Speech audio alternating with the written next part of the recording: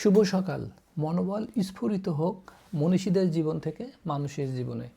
বিশ্ববিখ্যাত এবং নন্দিত লেখক মাইকেল এইচ হার্ট কর্তৃক তার রচিত বই বিশ্বের শ্রেষ্ঠ 100 মনীষীর জীবনীর উপর ধারাবাহিক কন্টেন্ট পরিবেশনের আজ 8ম পর্বে আপনাদেরকে সবাইকে অভিনন্দন এবং শুভেচ্ছা।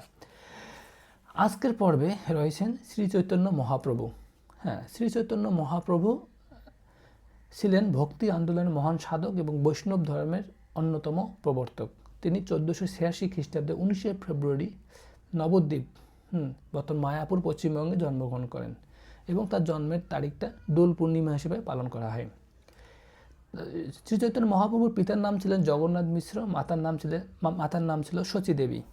শৈশব নাম ছিলেন বিশম্বর মিত্র এবং শ্রী চৈতন্য মহাপ্রভু ছোট্টবেলায় নিমাই পণ্ডিত নামে খুবই পরিচিত ছিলেন। নিমাই পণ্ডিত তিনি ছিলেন অসাধারণ মেধাবী পণ্ডিত এবং সংসার ত্যাগ করেন এবং মনে করেন যে ভক্তি হরিনাম সংকীর্তনেই যুগ ধর্ম। এবং তিনি আরও বলেছেন, পৃথিবীতে যত আছে নগরাদি গ্রাম সর্বত্র প্রচার হবে মোর এই নাম। প্রভু বলতেন, যে হৃদয়ে প্রেম আছে সেখানেই ঈশ্বর বিরাজ করেন।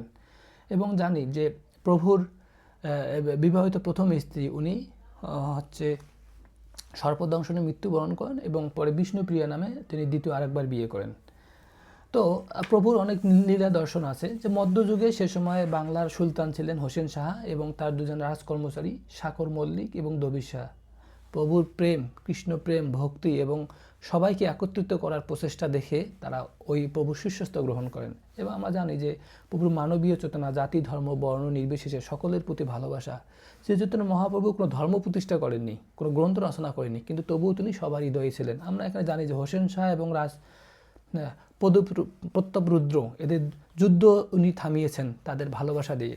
এবং আরও অনেক আমরা ঘটনা জানি যে প্রভু বৃন্দাবন থেকে প্রয়াগে যাচ্ছিলেন, সেই সময় প্রয়াগ থেকে বৃন্দাবন যাচ্ছিলেন, সেই সময় হচ্ছে যে এটা বাঁশি শুনে উনি বিভোর হয়ে যান এবং ওনার সাথে যারা ছিল এবং এই সময় পাঠান কিছু সেনাপতি দেখেন যে ওনারা মনে করছিলেন যে প্রভু বিভোর হয়ে গেছে, মানে অচেতন হয়ে গেছেন।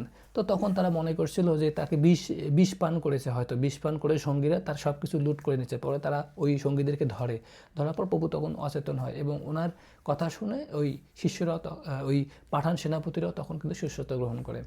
এই যে এখন আন্তর্জাতিক কৃষ্ণ ভাবনামৃত সংঘ শ্রীল প্রভুপাদের যে প্রতিষ্ঠান এবং উনি সারা বিশ্বে যে প্রচার করছেন কৃষ্ণ নাম, ওই শ্রী চৈতন্য মহাপ্রভুর আদর্শকে লক্ষ্য করেই এবং সারা বিশ্বব্যাপী যে কৃষ্ণ নামের আন্দোলন এবং মানুষকে যে কিছু গুণাবলী, নিরামিষ ভক্ষণ, তারপর অবৈধ যৌন সঙ্গ না করা, তারপর পাপ মানে জুয়া, ধূমপান না করা, এই চেতনাকে ধারণ করে শ্রী চৈতন্য মহাপ্রভু ধারণ করে শ্রীল প্রভু আন্তর্জাতিক কৃষ্ণ ভাবনামৃত সংঘ প্রতিষ্ঠা করেন এবং সারা পৃথিবীব্যাপী লক্ষ লক্ষ মানুষকে তার শুদ্ধ চেতনা, ভক্তি, প্রেম এবং সুন্দর জীবনযাপনে উদ্বুদ্ধ করার জন্য এই আন্দোলন সামাজিক, ব্যক্তিগত, সামাজিক, পারিবারিক এবং আধ্যাত্মিক উন্নতি সাধন নিরলসভাবে কাজ করে যাচ্ছে।